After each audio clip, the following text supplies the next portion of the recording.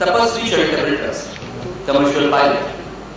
गत 9 वर्षों से तपस्वी चैरिटेबल ट्रस्ट की अध्यक्षा की जिम्मेदारी संभालते हुए उन्होंने वेंकटेश महाजन कॉलेज के माध्यम से वनवासी और गरीब विद्यार्थियों को रोजगार विमुख शिक्षा यानी जॉब बेस्ड एजुकेशन का उपक्रम चलाकर उन्हें सक्षम बनाया। इस चैरिटेबल संस्था की भगिनी संस्थाएं भी हैं। ये ऐसे इस प्रकार के कार्य करते हुए 1000 वनवासी बच्चों को शिक्षा भी देती है। महिलाओं का सक्षमीकरण करने के लिए 200 सेल्फ हेल्प ग्रुप का एकीकरण किया है। भाजपा में 5 साल तक कार्यरत रहने के बाद आज वह भारतीय जनता युवा मोर्चा की राष्ट्रीय उपाध्यक्षा की जिम्मेदारी संभाल रही है। तो मैं इस ट्रस्ट की अध्यक्षा पूनम महाजन राव को आग्रह करता हूं कि आकर तपस्वी की तपस्या का प्रवास हमारे सामने रखें।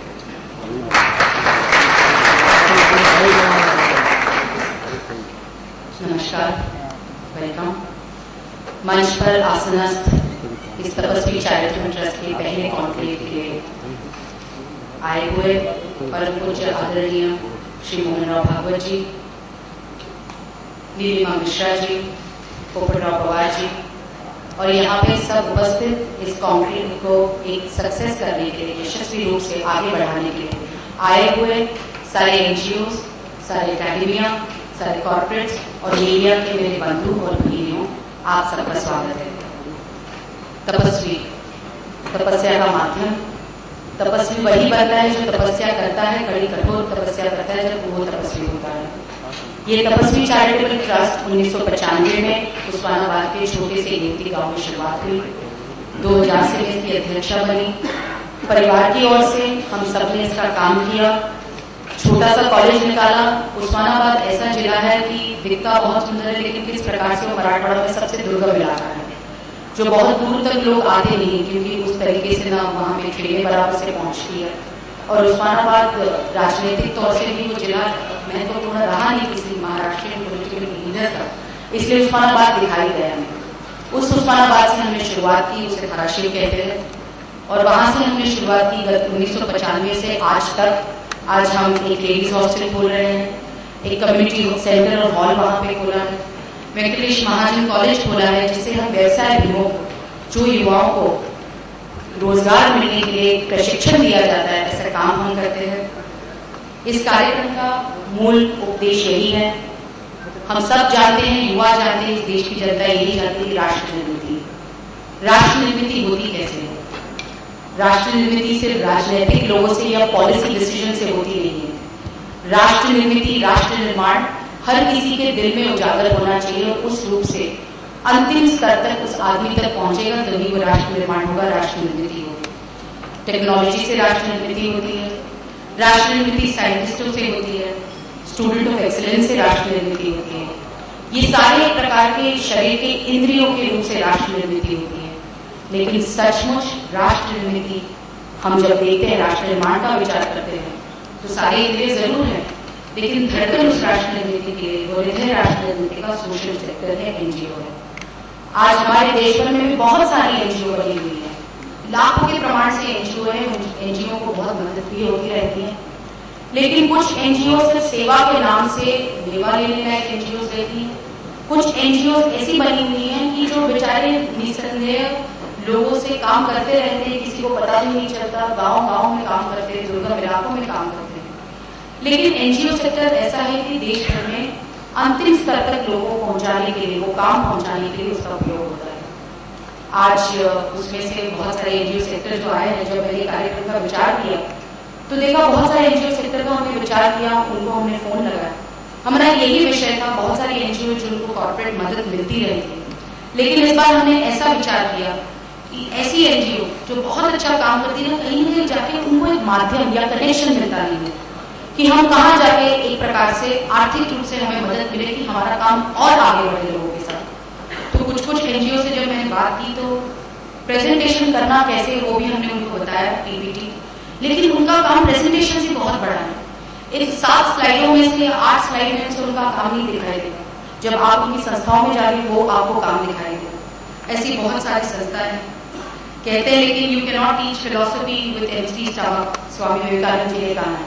तो फिलॉसफी सिखाने के लिए बहुत सारी एनजीओ होती है, लेकिन जब तक आर्थिक रूप से उनको मदद नहीं मिलती तो आगे इस जमाने में काम नहीं करते। इसलिए इस कॉन्क्लेव का विचार किया है।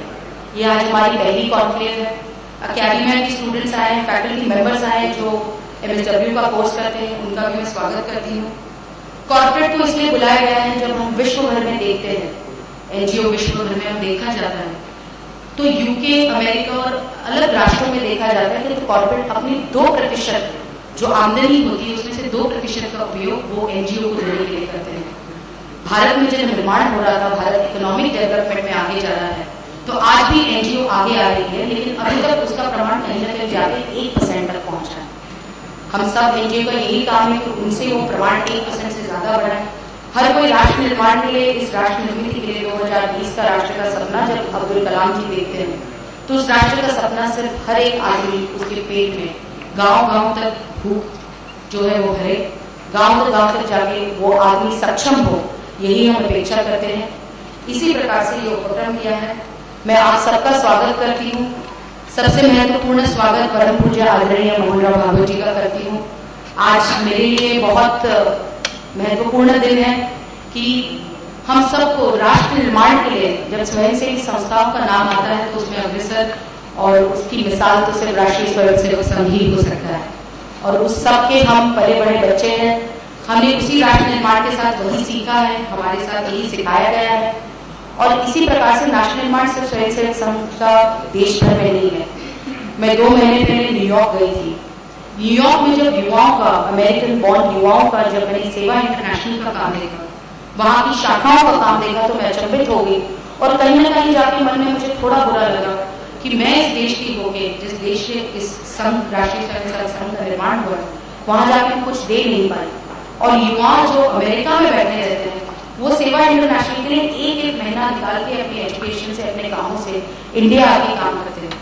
तभी मैंने इस कॉन्क्लेव का विचार किया, और हमारी सबकी प्रेरणा राष्ट्रीय स्वयंसेवक संघ के उसके महर्षि श्री मोहनराव भागवत जी, आज हमारा सौभाग्य इस कार्यक्रम के लिए वो आए, इनको मैं बहुत बहुत धन्यवाद देती हूँ।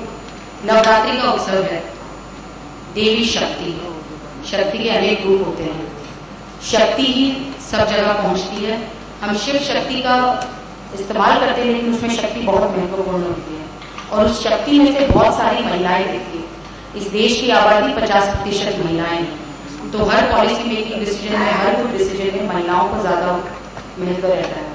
मैं ये कहती हूँ कि मातृ रूप शक्ति हो, पत्नी रूप शक्ति हो, पिता बहन रूप शक्ति हो। नवरात्रि के उत्सव पे इतना ही कहूंगी कि देवी के अनेक प्रकार होते हैं। वो स्त्री एक सरस्वती माँ करके अपने बच्चों को पढ़ाती लिखाती है, अपना समाज सुधार के आगे उसका रूप लेके आगे बढ़ाना चाहती है, बच्चों को पौष्टिक आहार दे के अन्नपूर्णा देवी का अवतार लेती है, लक्ष्मी रूप अपना परिवार आगे जैसे काम करती है, और जो कोई अपने परिवार पे आंच दे तो दुर्गा काली का रूप खड़ा करके भी वो स्त्री खड़ी रहती है, ऐसी वो स्त्री रहती है। उस नवरात्रि के अवसर में जिस स्त्री ने अपने इलाके में जलगांव से लेकर पूरे महाराष्ट्र में बहुत काम किया है, वैसी नीलिमा मिश्रा जी यहाँ पे आई, उनको मैं बहुत बहुत धन्यवाद देती हूँ, जिनका अभी मैसेज अवार्ड से बहुत बड़ा सम्मान हुआ है।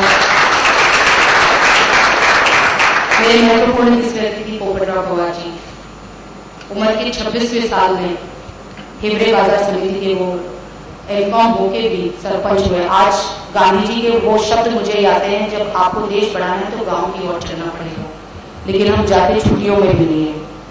आज मुंबई की और शहरों की व्यस्तता देखिए, जिंदगी देखते हम जाते नहीं, लेकिन पोपटराव जी का जब मैंने प्रोफाइल पढ़ा और जब वो हर वक्त उनके बारे में मैं पढ़ती थी तो फिर से मैं अचंभित हुई, और मैंने सोचा कि पोपटराव जी यहाँ पे आए तो बहुत अच्छा होगा। वाटर कंजर्वेशन में पोपटराव जी ने बहुत अच्छा एक एनजीओ के रूप से अपने गांव में काम किया, उनका भी मैं बहुत बहुत स्वागत करती हूँ। और इतना ही कहती हूँ, this is the platform for all of us. I am just तपस्वी चैरिटेबल ट्रस्ट इज जस्ट मेरे लिए platform. I welcome all of you. This is the first conclave. I thank all of you to attend this. We will make this more and more grander and successful. I thank all of you to come here, take part here. Thank you very much. बहुत बहुत धन्यवाद। जय Hind, Vande Mataram.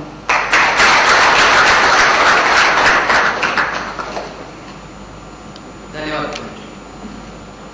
Now it's time to felicitate the actual tapasvis, whose tapasya have made an impact on common man. and I introduced the first tapasvi, Srimati Nilima Mishra.